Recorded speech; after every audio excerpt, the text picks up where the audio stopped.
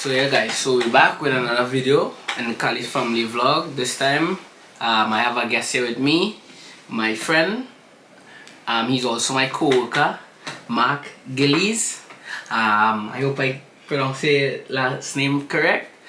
Today we came to give people some hope, some encouragement that even though you have addictions, you have certain things, you can come out of it. You can live a normal life after without even touching a drop of alcohol, a drop of drugs, because he had a lot of addictions and he came out of it successfully, and now he's living clean from all addictions for about 2 years and something already. So now he just came to motivate somebody. You know who it is, but we are here. Mark, tell them a little bit about yourself. Thank you, Shylon. Hello, everybody. My name is Mark, and I am definitely a drug addict and an alcoholic. It was. And I was, but I'll get to why I say, why I say that today. I definitely couldn't admit that, 15 years ago, when I started using. I was in so much denial. So yeah, like, I guess I'll just start off, with a little bit of my childhood. I live with my mom and her brother, so my uncle, and my dad was never around, but that's okay. I had a great support system, with family. They love me, uncontrollably. Mm-hmm.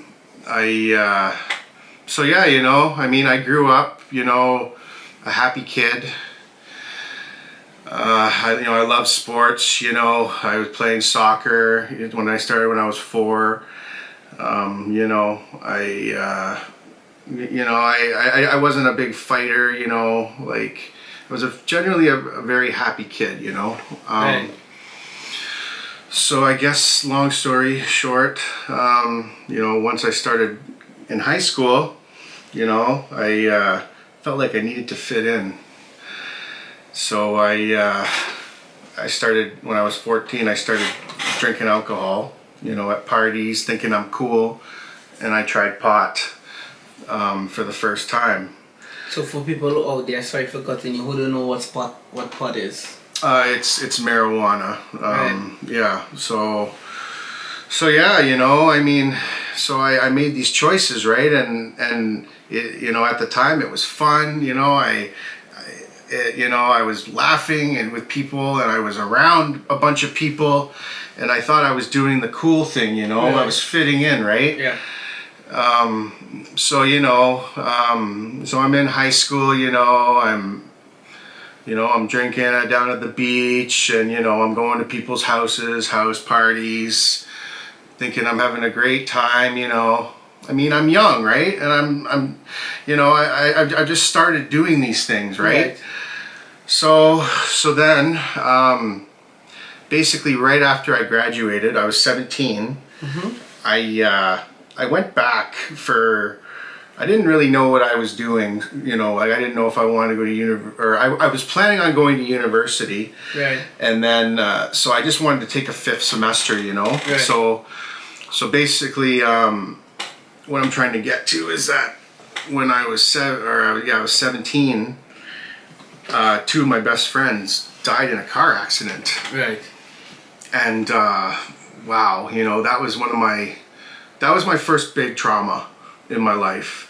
And the reason I bring it up is because, I remember trying to handle that situation. Yeah. By drinking and smoking weed. Oh. Right? And I remember getting called into the school. It was Birchmount, down in Scarborough. And I talked to a counselor, and I just, at the time, right, I remember saying, oh, I'm good. I got this, I don't need any help, right? I'm going to do this my own way, right? So basically, I remember being at my buddy's house, and, we were partying all weekend. I ended up dropping out, and just basically going to work. I was doing construction like I do now. you know, and I never really dealt with that situation. So then, you know, so my drinking escalated and my, you know, my weed smoking escalated. So then, when I went to college, I decided to take a horticulture apprenticeship. And then, so I was at college, right? And so then I got, you know, I'm in that atmosphere of partying, right? So, Yeah. so then I get introduced to some other stuff, you know, like mushrooms and, you know, ecstasy and all this stuff. And I finally found my DOC when I was 19. And holy shit, did it take me for a ride?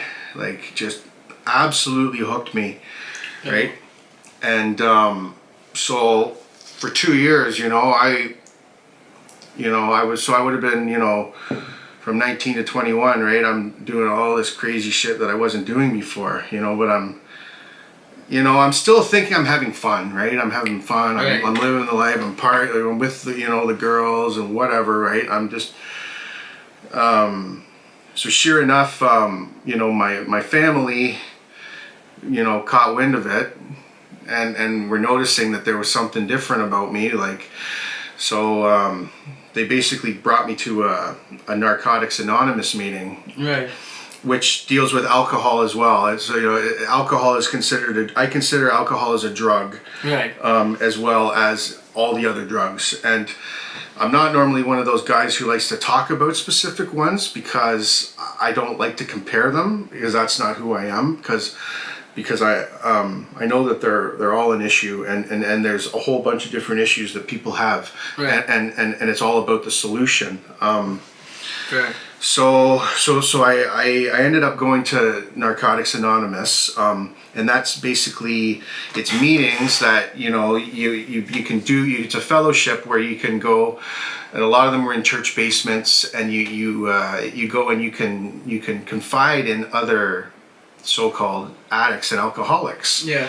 And you know, so I honestly, when I went, I wasn't even. I just did it because I'm like, okay, whatever, you know, like I didn't feel like I had a problem, but I did it to impress my family, you know. So I go there and I got a couple months clean, and then you know, then around the, you know, the 3 month mark, you know, I'm starting to, you know, I'm relapsing, but I'm still going to the meetings, Right. and I'm lying. And I'm picking up key tags saying that, oh, I'm clean, and I'm like, oh yeah, everything's good, yeah, when really, no, I'm lying. Like man, did I, like, when I used and when I drank, boy did I lie. Yeah. Constantly. So I ended up staying in that fellowship for 9 months. Right. And then I left because I was like, okay, I'm done. I can't do this anymore. Like, I don't have a problem. You know, I'm sitting there in the circle with other people, and they're telling me that they've done this, and they're doing this, and they're doing this drug. Right. And I'm like, oh, I'm never gonna be that person. You know, like I don't have a problem. You know, like Right. so I left. You know, and I was still partying. You know, I was hiding it from my family. But you know, but I was lying to the world, right? Right. And so basically, you know, it kept me out of there for, you know, like 7 years, and I was moved. You know, I worked for one company where I lived in London, I lived in Waterloo, and you know, like you know, I was always around an atmosphere of people who wanted to party. So I was going to the strip clubs and, you know, like all that stuff, right? You know, call girls, like, you know, it's crazy too. I remember even like by trying all these other things, Right. like I ended up even picking up smoking cigarettes. Because when I first started, when I first tried alcohol and weed, I never smoked cigarettes, yeah, right. And I thought, so when I went to that first meeting, Yeah. I said, oh well, if if I don't smoke, if I don't smoke weed and if I don't drink, Yeah. then I'm gonna be fine. Yeah, no, I'll just smoke a cigarette. Well, no. I ended up, by keep doing what I'm doing, Yeah. I was mixing things here and there. Like, then I started smoking. Right. And then I couldn't stop that. And, so, my addiction would trick me where, I could be, going out having some drinks and not smoking weed, and I'd be considered good. Right. Or say I wasn't doing my DOC. Yeah. I'm thinking, because everybody else is doing it and it's or the excuse, it's legal. That it's okay. Yeah, no, I don't have that's fine. So for people out there, what's the meaning of DOC for people? It was like my drug of choice. Right. So in the Narcotics Anonymous program, Yeah. That's also where they say that because they're not drug specific. Right. So yeah. So people out there who heard it before is drug of choice. Yeah. So just clearing that up for you guys. Yeah. So but yeah, so basically, like I ended up staying away from my DOC for 7 years, but I still wasn't quitting it. Like I still smoked weed and I was still smoking. I was still drinking alcohol. A lot of it. I couldn't stop. Like that's where, and my brain would trick me all the time. Like when I'd want to try and stay clean. Right. I'd go like 3 months and then it'd be like, just have one, and you're okay. Yeah. And no, like that one is what always got me on that roller coaster ride. Right. And so what I'm trying to get at is that when I turned 28, I found my DOC again, which was cocaine. Right. I tried crystal meth. I was smoking crack. Right. And I remember like, these are all things that I'd never done before. Right. And just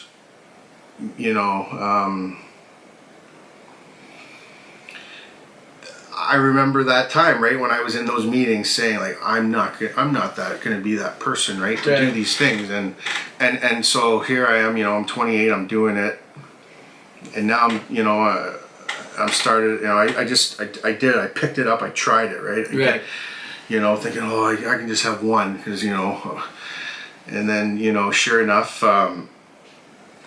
for basically like 2 years.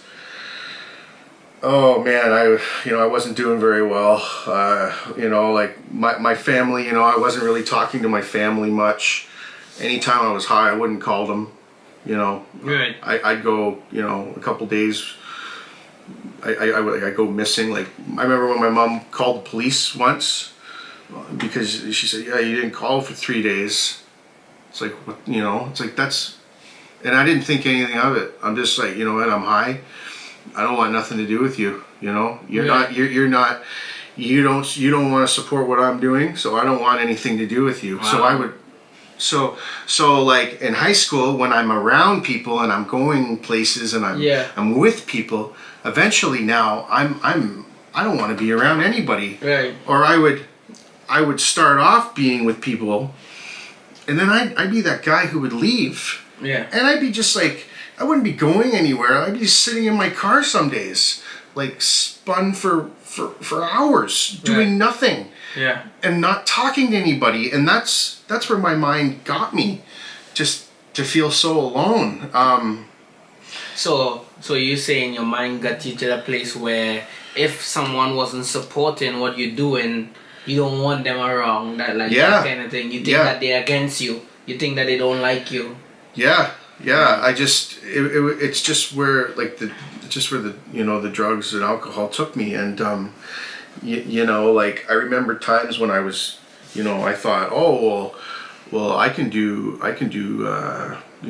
cocaine, and go to work because it keeps me awake. Right. Because it was the drinking that was the problem. Right. Right. Like this was like, in my like, from like 28 to like 31, where I was always like dipping into something different, right? Right. Thinking that, I'm okay. Yeah, you're coming off for one and you're going in the next. It's okay. Yeah, because I'm going to work and everything's great. Like that's like I can't stress about all the denial, right? Right. I just and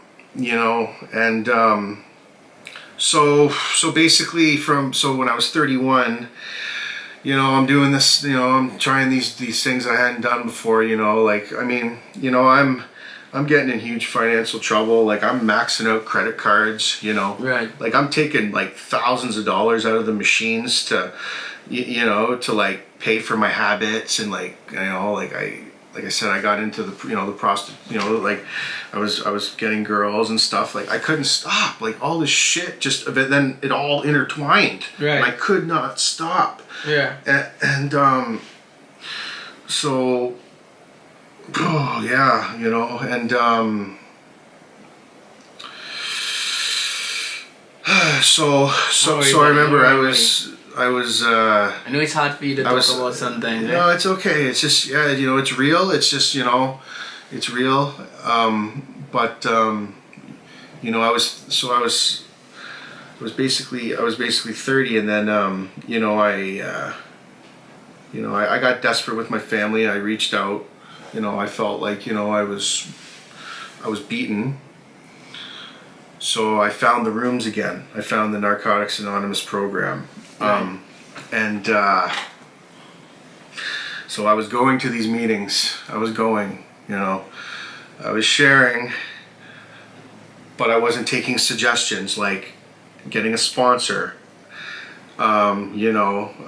doing step work. Right.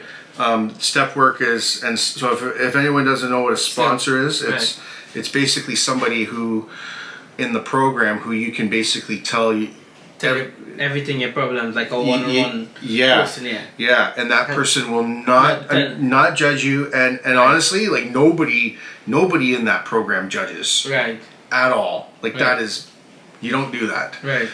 Like you don't necessarily agree with everyone, but you know what? At least you know that you're getting listened to. Yeah. And that's it. There's no crosstalk. Right. But man, like the hope that you get from these people, it's like, is unbelievable. Okay. But so what I'm trying to get at though, is that I didn't get a sponsor. I didn't do what I was told to do. Right. And even going to meetings, like, going it was recommended that when you're early in recovery to do 90 meetings in 90 days. So that's basically one meet, and it's an hour. It'd be an hour and a half a day if you want to do 90, right? Mm-hmm.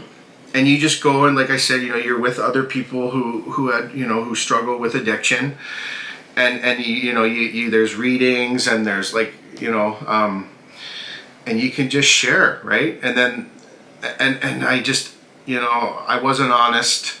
I wasn't willing, so long story short then, I was lying again. Like I would pick up a key tag.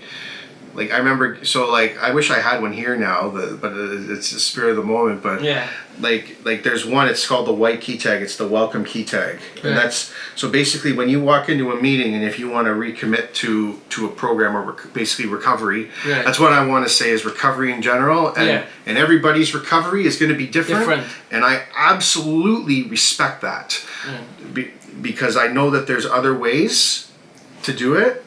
But this was how this is what has been working for me. You.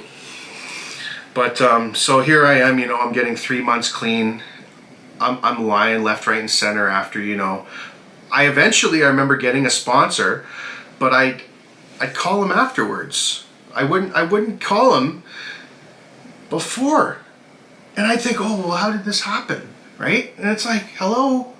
Like, you didn't pick up the phone, Like, you pick up the phone. Like, these people that I know, and I have a network, I can call them at whatever, 3, 4 in the morning, whatever time, and spill my guts to them. And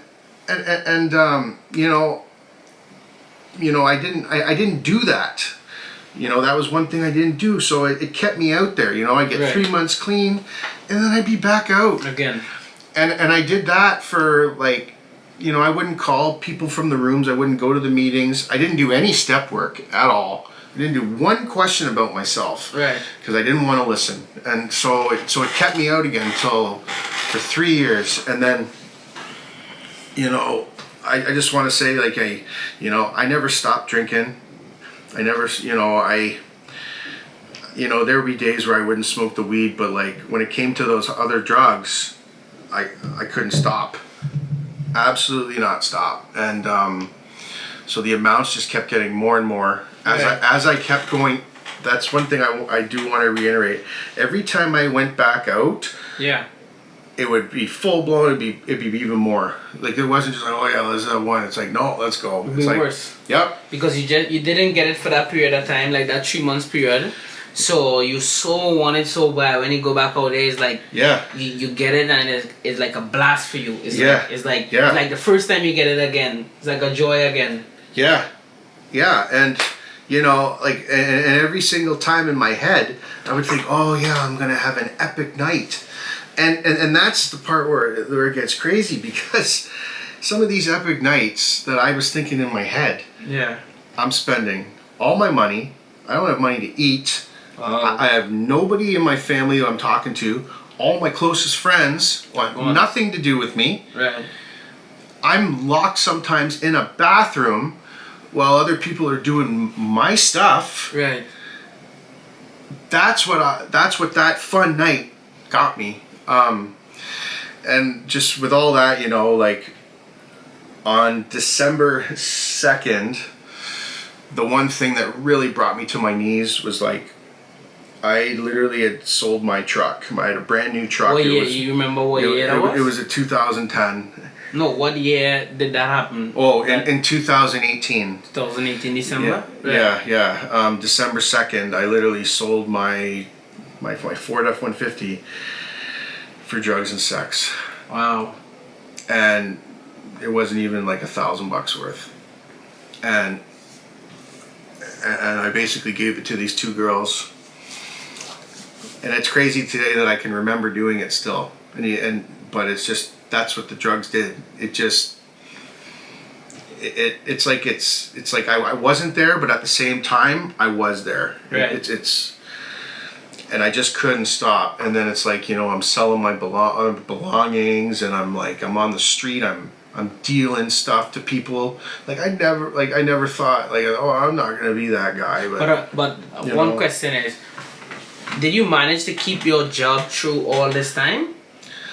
I did, but pretty well. Like when I did that, when I sold the truck, it was on the weekend, and I had no money. I had no wheels. I was in no way to get to work.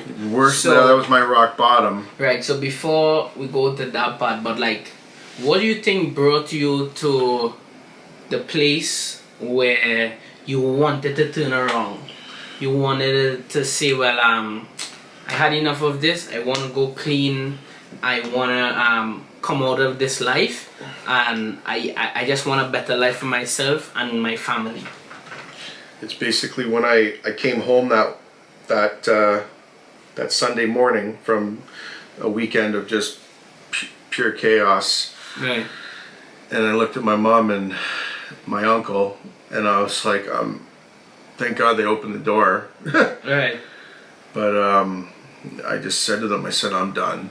I said, I'm defeated, and then I said, I don't know what to do. I don't know. Like, and then they basically a couple hours later, I'd say 2 hours later, they basically told me about this treatment center, and it was called Addiction Rehab Toronto. Right. And they basically said to me that, is this a place where you would like to go? Right. And I'm like, yeah. I'll do whatever it takes. And I was still like high out of my tree when I was telling them. Right. But so basically like, like I said, I got home in the morning, and What year this was? You remember? Sorry. This was December 2nd. Oh, the same day when you sold your truck. Yeah, it was the same day. Yeah. Oh, okay. December 2nd, 2018. Right.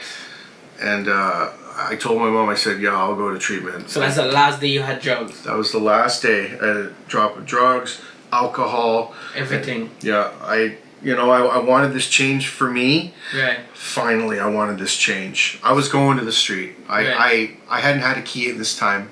I wouldn't come home, like I said that, but I'll reiterate, like I hated being at home because I couldn't use there. So you think you would have ended up on the streets living? 100% I would have been on the streets. I believe that, yep. Right. They wanted nothing to do with me. And me going to treatment, so I went that Monday. Monday, I had to, I detoxed. And how was the treatment? Like, how was the process? And you going, adapting, and remembering, like, wanting that drugs but not having it because you're in this place. How was that process for you?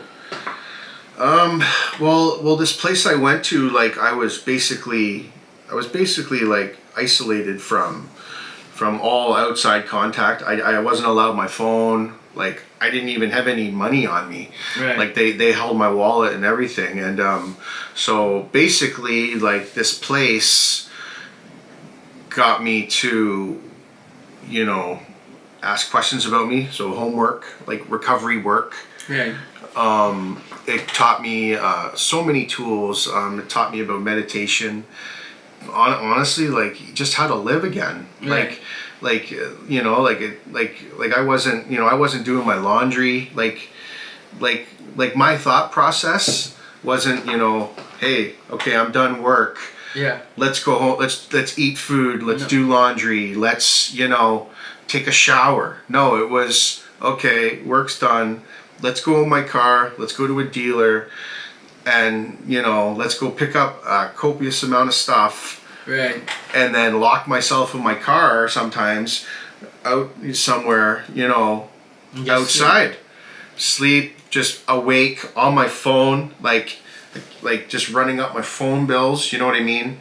Like going to random hotels. Like it was, it really wasn't fun anymore. I was running away from everything, Right. But yeah, the treatment center, like, was an absolute gift. I stayed there, so it was Addiction Rehab Toronto, and it's out in Etobicoke, and I was definitely in there. I had to be in there for 60 days. That was the minimum. That was you can go in there for 30 days, 45, but it was recommended. So that's what, my parents agreed to, and I agreed to off the start. Right. So, like the first little bit, the couple weeks, it was, the fog was coming off. The first thing, I went in and because I wasn't eating properly. Like, when I was on these drugs, I ain't eating. Like, right. I'm not, like, my appetite was not there. You just want drugs, right? Yeah. You prefer to save your money to do drugs than to buy food. Yeah, drugs, sex, like, just, you know what I mean? Like, just out of control, So, in the rehab process, you stayed 3 months?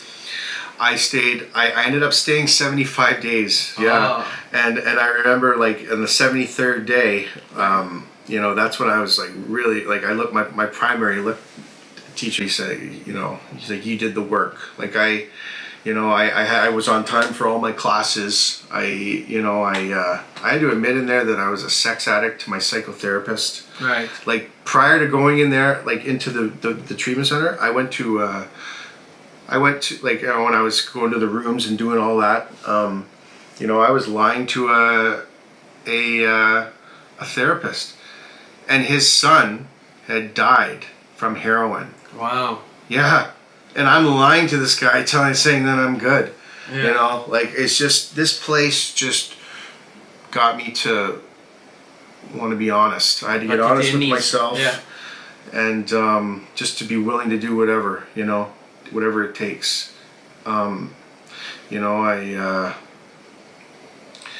Like, you know, like it taught me about responsibilities again. Like, you know, like say we had meals, right? I ate so healthy when I was in there. Like we'd have vegetables, you know, I had nice fish, and, you know, like it was just, you weren't allowed to watch TV till like 4 o'clock in the afternoon. Right. So they basically retrain you for the new world. They train you for the new, for the world. For the world, yeah. From the world that you was in to going back to your normal to self. give you structure. Like I had to wake up at 8, like I had to go to bed at 11, right. which definitely didn't happen when I was on those drugs. I would be up for 3-4 days. Like as soon as I put a drug into me, other than marijuana, I would sleep. But all the other drugs, right. I'm up for days. So back to what you're saying. You're saying that on December, you still had your job. So I still what had happened my job through that time? That 75 days you was in there. How did your job take that from you being away from that job? Because that's a lot of time. That's like 2 months and something. So did your job support you? Did your work support you? How did that work? Wow, yeah, that's an amazing question.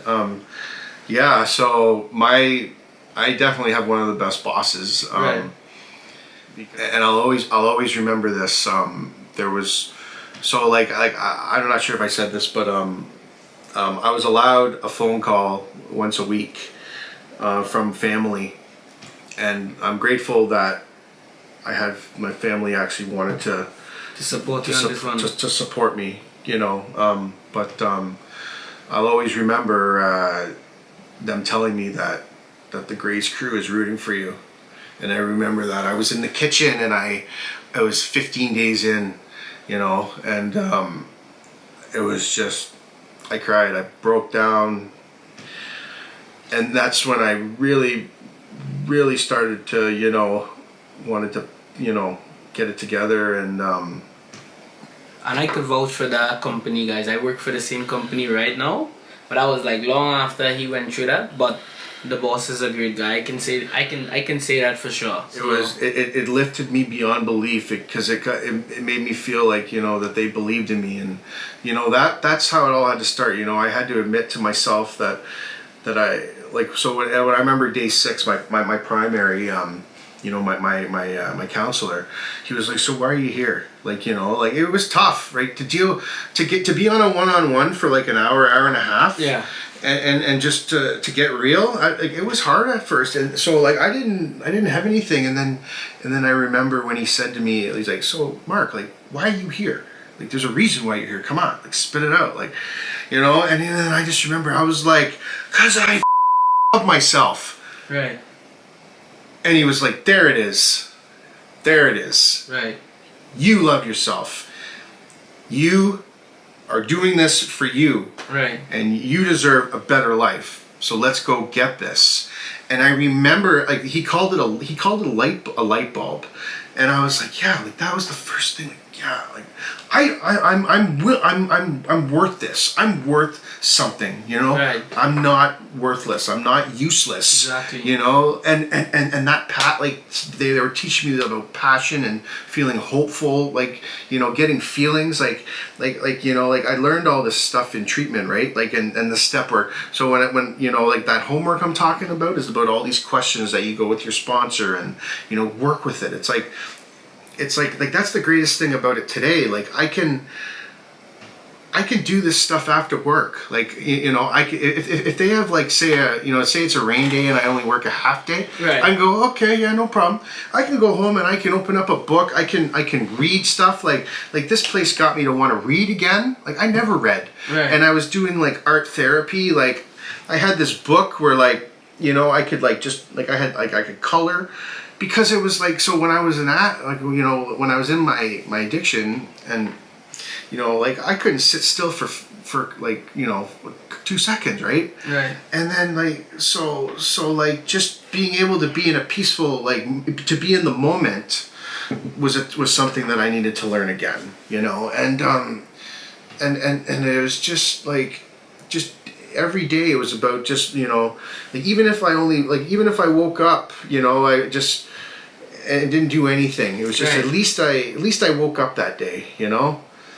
You know, at least I'm alive. Like, right. I'm grateful to be alive today in my health, and, you know, to have amazing people, like, you know, so yeah, getting out of there, like, you know, on February 15th of 2019, like that was one of the greatest moments at that time. I remember I cried so hard, like I remember like just being with the other people and hearing their stories, and you know, like I'm in tears, like just in so much joy of what people were doing, because people were completely changing their life, and that hope is what I needed, and that and today, like, you know, that's what I want to bring to the table. Right. There is hope. That there's hope, and that, you know, there's so much that you can do, I don't do it alone today. Like I'm grateful for like a friend like Shylon is, I love Shylon to death. Right. And you know, like he'll back me up, like, you know, like and that's something that I'm grateful that I have today, because, you know, I was around a lot of bad people, and that was that word change.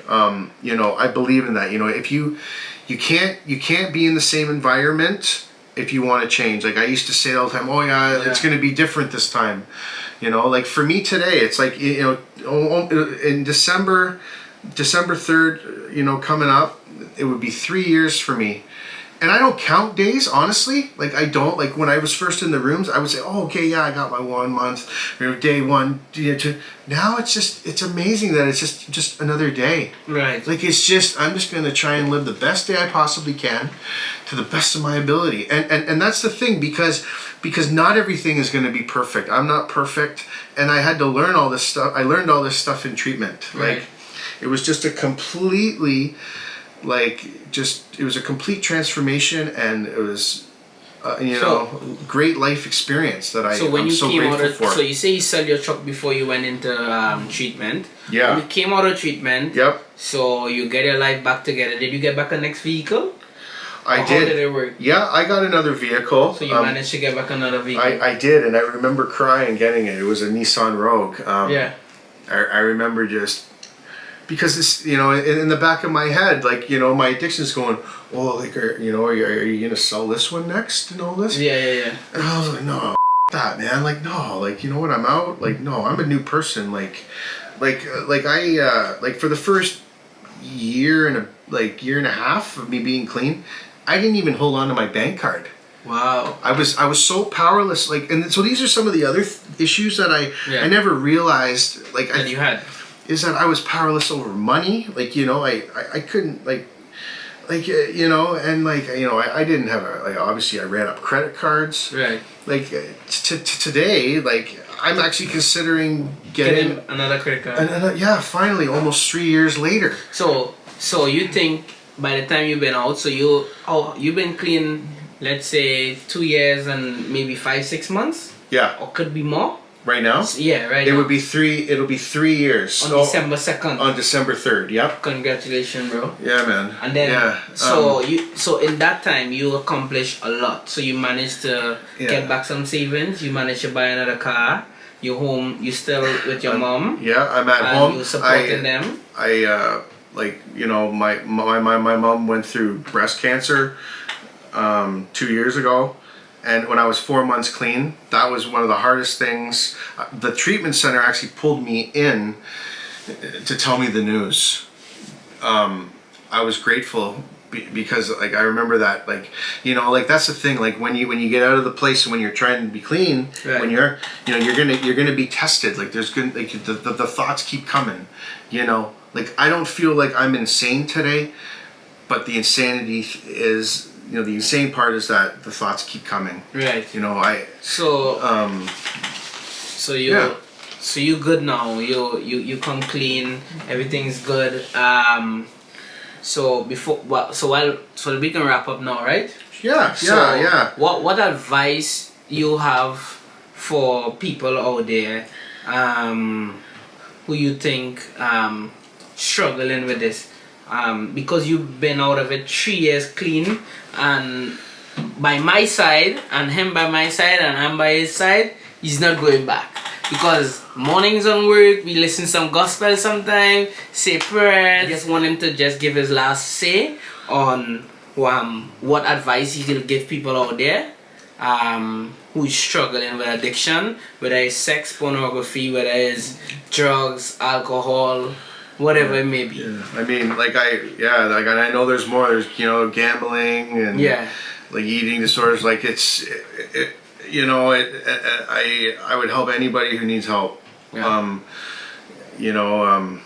I guess just know that you have the power of choice. You don't. I felt like that I had to fit in, and that I needed to, that I needed to impress people. That it gave me this power. No, if in my heart I knew, I didn't want to do it, and just don't do anything you don't want to do. Don't let surround yourself with great people. I don't go to the same places. Like I haven't even been in a relationship lately, and I'm okay with that because I needed to focus on myself. Surround yourself with good people who care for you, and want to see you succeed. Yeah. And I'll put his name in the comments below for his Facebook if you guys want to reach out to him, to message him as he said. You guys can hit him up and he can talk to you guys on a one-on-one.